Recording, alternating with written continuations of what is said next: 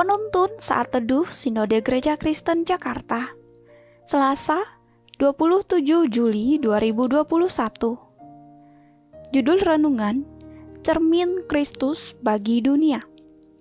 Nats Alkitab terambil di dalam kitab Roma pasal 8 ayat 9-10. Tetapi kamu tidak hidup di dalam daging, melainkan dalam roh. Jika memang roh Allah diam di dalam kamu. Tetapi jika orang tidak memiliki roh Kristus, ia bukan milik Kristus. Tetapi jika Kristus ada di dalam kamu, maka tubuh memang mati karena dosa, tetapi roh adalah kehidupan oleh karena kebenaran. Sebuah cermin akan dikatakan cermin jikalau mampu menampilkan apa yang ada di hadapannya. Sebuah cermin akan dianggap baik jikalau apa yang ditampilkan sangat jelas atau dengan kata lain tidak buram. Cermin yang baik juga bukan berarti menampilkan sesuatu di luar apa yang ada di hadapannya. Roma 8 ayat 9-10 memaparkan bahwa hidup orang yang sudah menjadi milik Kristus seharusnya tidak membawanya kembali hidup dalam daging.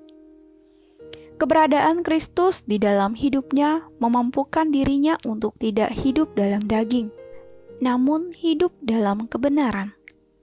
Namun jikalau hidup seseorang tidak di dalam kebenaran, meskipun ia mengaku bahwa ia sudah menjadi milik Kristus, ia sesungguhnya tidak memiliki roh Kristus, yang berarti ia pun bukan milik Kristus. Hidup murid Kristus seharusnya menjadi cermin Kristus bagi dunia ini. Cermin Kristus berarti keberadaan Kristus sebagai pusat hidupnya, bukan dirinya sendiri. Kristus berada di depan muridnya yang memimpin seluruh kehidupannya, sehingga apa yang orang lihat melalui dirinya bukan lagi tentang dirinya sendiri, tetapi tentang Yesus Kristus yang hidup di dalamnya.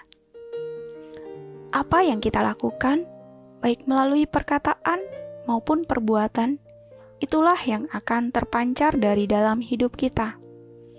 Bagaimana seseorang dapat mengenal Kristus jikalau kehidupan kita selama ini tidak mencerminkan Kristus, perkataan dan perbuatan yang tidak selaras dengan kebenaran firman Tuhan?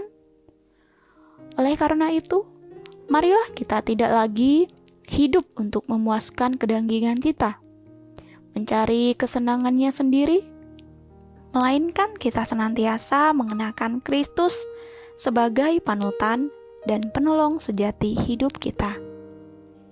Dan hidup sama seperti Kristus telah hidup, menjadi pelaku kebenaran firman Tuhan yang nyata melalui perkataan dan perbuatan kita.